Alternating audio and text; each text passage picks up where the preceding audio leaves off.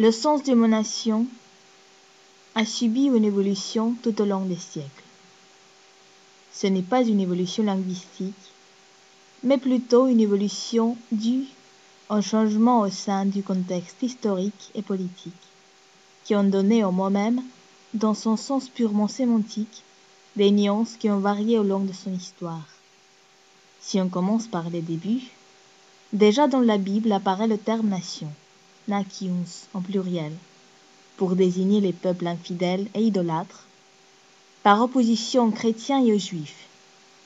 Saint Paul de Tarse, par exemple, envoyé à Damas pour persécuter les premiers chrétiens, est connu sous le nom de Paul, apôtre des nations.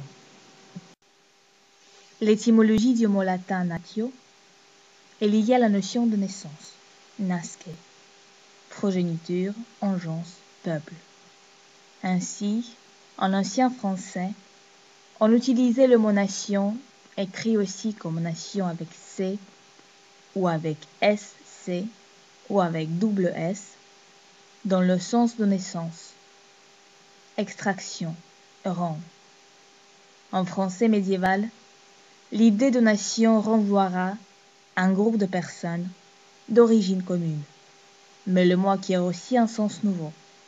En 1470, nation se disait dans la faculté des arts, dans l'ancienne université de Paris, pour classer, suivant leur origine, ceux qui la composaient. Pendant le troisième quart du XVe siècle, on commence à utiliser le terme pour faire référence aux personnes d'une même origine se trouvant dans un pays étranger, colonie.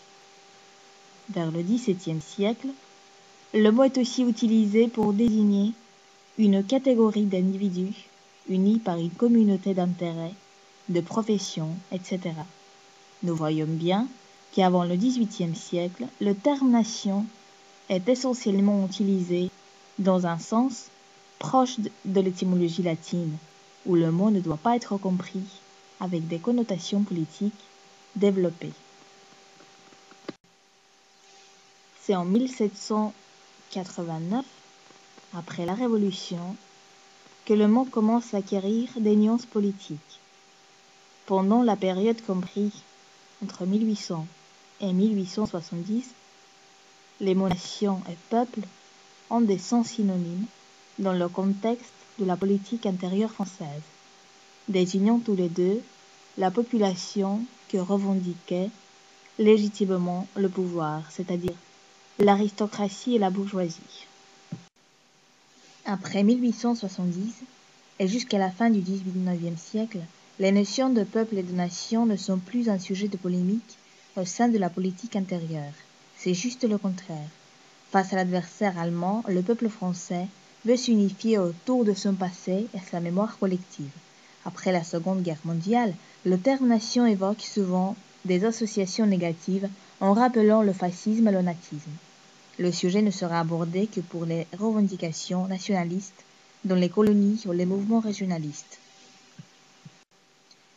Dans les années 70, 80 et 90, le terme nation retrouve une certaine légitimité, grâce probablement à la construction du marché entre les pays européens et aussi à la récupération de la solidité entre les partis nationalistes et à l'indépendance des républiques socialistes soviétiques.